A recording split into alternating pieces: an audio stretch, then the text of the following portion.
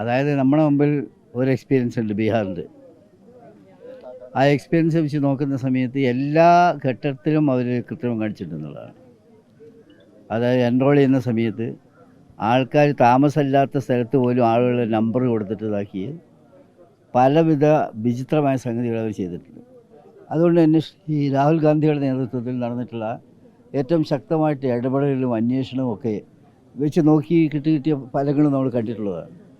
അപ്പോൾ ഈ എലക്ഷൻ പ്രോസസ്സിൽ തന്നെ കയറി ആ ഒരു ദുരുദ്ദേശം നടപ്പിലാക്കാൻ വേണ്ടിയുള്ള അജണ്ടയാണ്. അത് തീർച്ചയായിട്ടും അവർക്ക് നേരെ ഉയർന്നു വരുന്ന വെല്ലുവിളികൾ അവഗണിച്ചുകൊണ്ട് ഇത്തരത്തിലുള്ള തെറ്റായ ഒരു നീക്കത്തിന് പോവുകയാണ്. ഇത്തരത്തിലുള്ളൊരു വോട്ടർ ലിസ്റ്റ് പുതുക്കുന്ന നടപടിയെ ഈ കണ്ട അനുഭവത്തിൻ്റെ അടിസ്ഥാനത്തിൽ തീർച്ചയായിട്ടും ഇതിനെ എതിർക്കേണ്ടി വരും. അക്കാര്യത്തിൽ സംശയമില്ല. എതിർക്കുന്ന കാര്യത്തിൽ ഏതെല്ലാം മോഡിൽ എങ്ങനെയെല്ലാം ചെയ്യാൻ പോകുന്നു എന്ന കാര്യം ഇന്ത്യ അലയൻസ് സംഘടനകൾ ആലോചിച്ച് തീരുമാനമായി എടുക്കും. അതാണ് എനിക്ക് പറയാനുള്ളത്. അതായത് ഇലക്ഷൻ ഇപ്പോൾ നമുക്കറിയാം ബാലറ്റ് ഇത് പുതുക്കുന്ന കാര്യത്തിൽ ഇത്തരം സമീപനം വന്നു കഴിഞ്ഞാൽ പിന്നെ വേറെ എവിടെ പിടിക്കേണ്ട കാര്യമില്ലല്ലോ. ജനാധിപത്യ സംവിധാനത്തിൽ ഈ ഇലക്ഷൻ പ്രോസസ്സിൽ ഏറ്റവും പ്രധാനപ്പെട്ട സംഗതി എന്ന് പറയുന്നത് വോട്ടർ ലിസ്റ്റിൻ്റെ നവീകരണമാണ്. അതുമായിട്ട് ബന്ധപ്പെടുത്തി കൃത്രിമം നടത്താൻ വേണ്ടി മയക്കമായിട്ട് നിൽക്കുന്ന സമയത്ത് ഇന്ത്യയിൽ ജനാധിപത്യപരമായിട്ടുള്ള തെരഞ്ഞെടുപ്പിൻ്റെ അന്ത്യം കുറിക്കാൻ പോകുന്ന നടപടിയാണത്. അതിനെ എതിർക്കാതിരിക്കാൻ ഒക്കില്ല. ശക്തമായിട്ട് അതിനെ എതിർക്കും.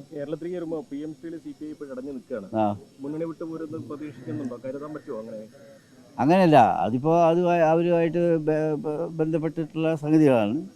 പക്ഷെ അക്കാര്യത്തിൽ നമ്മൾ എടുക്കേണ്ട നമ്മുടെ മുമ്പിൽ വരുന്ന സമീപനം എന്താണെന്ന് വെച്ചാൽ ഇവരിപ്പോൾ കേന്ദ്ര ഗവൺമെൻറ്റിൻ്റെ ഈ ഒരു കാലത്ത് ഇവർ തന്നെ ശക്തിയായിട്ട് എതിർത്ത് പറഞ്ഞിരുന്ന കാര്യങ്ങൾ, അതായത് 2020 NP ഈ NP പ്രകാരമുള്ള കാര്യങ്ങൾ നടപ്പിലാക്കുകയാണെങ്കിൽ ഇവിടെ എല്ലാവർക്കും അറിയാം, നിങ്ങൾക്ക് ധാരാളം റിപ്പോർട്ട് ചെയ്തുള്ള കാര്യങ്ങളാണ്. എല്ലാ തലത്തിലും ഒരുപാട് എതിർക്കപ്പെട്ട കാര്യങ്ങളുണ്ട്. ഇന്ത്യയിൽ BJPയുടെ ഏറ്റവും പ്രധാനപ്പെട്ട അജണ്ട എന്ന് പറയുന്നത് ക്യാച്ച് ദം യങ്, കുട്ടികളെ തന്നെ പിടികൂടുക. എന്നിട്ട് എന്ത് ചെയ്യാം? സഫ്രോണൈസ് ചെയ്യുക. ടെക്സ്റ്റ് ബുക്കുകൾ മാറ്റിക്കഴിഞ്ഞു. റെഗുലേറ്ററി ബോഡികളെല്ലാം തന്നെ ആ സ്വഭാവത്തിലേക്കായി.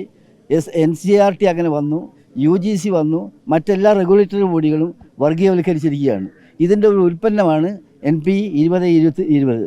അതിനെ തീർച്ചയായിട്ടും എതിർക്കേണ്ടതുണ്ട്. അതിന് പകരം ചെമ്പട്ട് പരവതാനി വിരിച്ചിട്ട് അവർക്ക് പ്രവേശനം കൊടുക്കുന്ന വിധത്തിലുള്ള സമീപനമാണ്.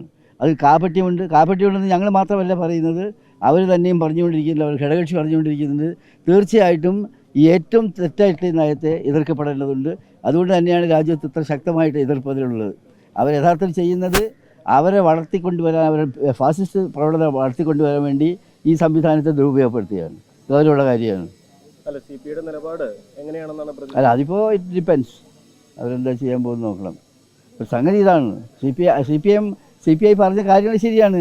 എല്ലാവരും പറഞ്ഞുകൊണ്ടിരിക്കുന്ന കാര്യങ്ങളാണ് ആ കാര്യങ്ങൾ. നമ്മളൊക്കെ എത്രയോ അതിനെതിരായിട്ട് ശബ്ദിച്ച ആളുകളാണ്. അപ്പോൾ അത്തരം കാര്യങ്ങൾ മാത്രമല്ല. സംഗതിൻ്റെ ഏറ്റവും വലിയ ഗൗരവം വെച്ചാൽ സർവ്വശിക്ഷ അഭിയാൻ പ്രകാരമുള്ള, സമഗ്ര ശിക്ഷ അഭിയാൻ പ്രകാരമുള്ള നമുക്ക് കിട്ടേണ്ട പണം, ആ പണം നമുക്ക് തരുന്നതിന് പകരം അവരാ ചെയ്യുന്നത്, അതിന് പകരം അവർ നിങ്ങൾക്ക് ആ കിട്ടേണ്ട പണം തരണം എന്നുണ്ടെങ്കിൽ ഇത് ഒപ്പിടണമെന്നാണ് അവരുടെ കണ്ടീഷൻ. ഇത് ഒപ്പിട്ടെങ്കിലേ ഞങ്ങളെ തരുമെന്നാണ്. തമിഴ്നാടിന് കിട്ടിയല്ലോ, തമിഴ്നാട് കേസ് പോയല്ലോ, ഇവരെല്ലാം കേസ് പോകാത്തത്. അപ്പോൾ ഇതിൽ കാപട്യം ഒത്തുകളിയാണ്. ആ ഒത്തുകളി തിരിച്ചറിഞ്ഞിട്ടുണ്ട് ജനം.